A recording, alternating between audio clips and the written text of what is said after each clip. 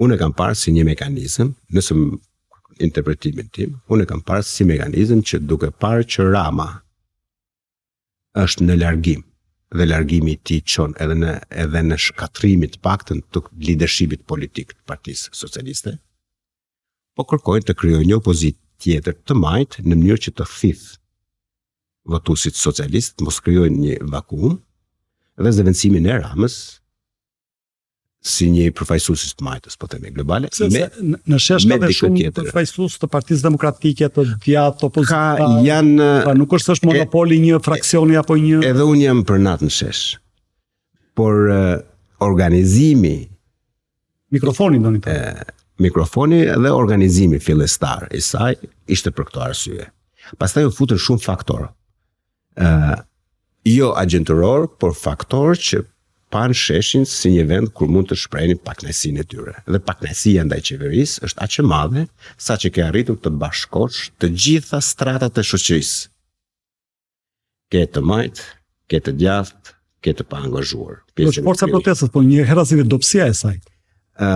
Nuk përkthehet në një momentum politik siç u përkthye ku diun në Bullgari apo në Hungari dhe prodhoi një rezultante politike që ishte rotacioni. Kjo do prodhoi rezultatin politike që është rotacioni. Por nuk do e prodhoi në një parti të vetme që nxjerr kjo protestë. Do e prodhoi duke rritur presionin pozitiv të brendshëm, por edhe të partnerëve për ndryshime substanciale. Dhe nuk është thjesht largimi një qeverie dhe ardhja një qeverie tjetër, por ndoshta, nëse shkon mirë, mbyllja një kapitulli 35 vjeçar. Që nuk kupton rikalibrimin e sistemit politik. Fillon nga ndryshimet kushtetuese, nga ligji për referendumet, nga sistemi zgjedhor dhe gjithçka që vjen me të ndarje administrative. Pastaj edhe këtë ligjet e tjera që janë pjesë. Ka këto kërkesa të protestuesve dhe të opozitës politike në Shqipëri, po zoti Rama ka refuzuar deri tani të pranojë ato, qoftë në blok, qoftë të adresuar disa prej tyre. Zoti Rama nuk është në pozitë as të refuzojë dhe as të pranojë. Sepse zoti Rama nuk e ka problemin me sheshin.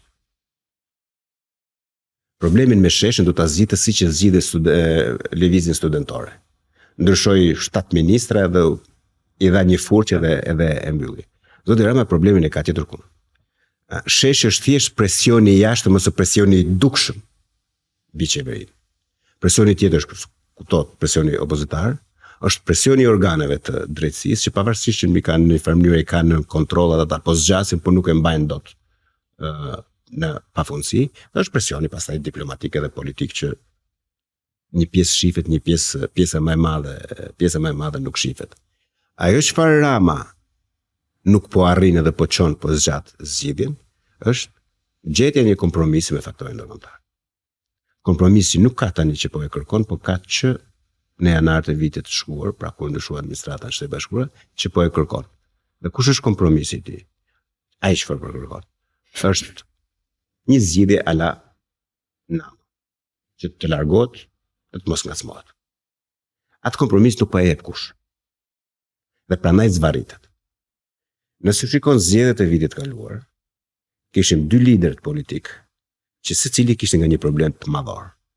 Kishim Sali Berishin që kishte non grata në njëra anë dhe futej në fushat, duke qenë i sanksionuar, dhe kishte Edi Rama që ishte i fuqishëm, por që e dinte që krisja e madhe ka ndodhur dhe kërkonte një marrëveshje.